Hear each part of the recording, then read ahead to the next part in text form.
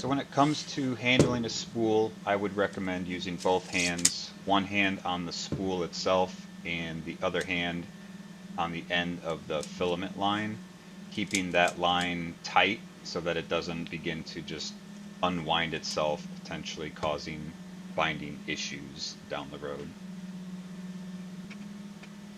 Before ever printing with a spool, I would always recommend checking the health of the filament itself, giving the end of it just a little bend like this, and ensuring that the end of it is pretty flexible until it breaks.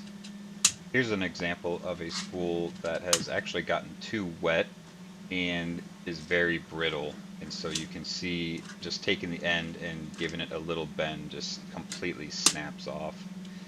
This is not what you want to print with. You would actually want to dry this out.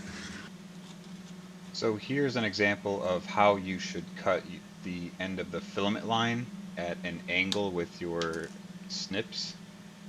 And you want to ensure that it's a clean cut so that the filament feeds through the extruder gears properly.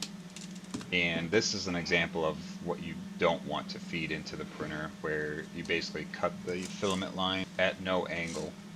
And then when you're not using the spool, I would recommend putting the line through one of the holes to keep it secure. So with mainly cardboard spools, I would always check the sidewalls to make sure that things are straight and that there's no visible damage to the spools.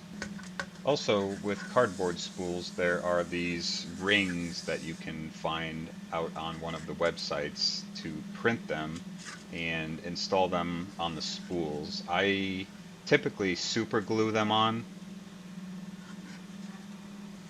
And for proper storage, you really want an airtight container.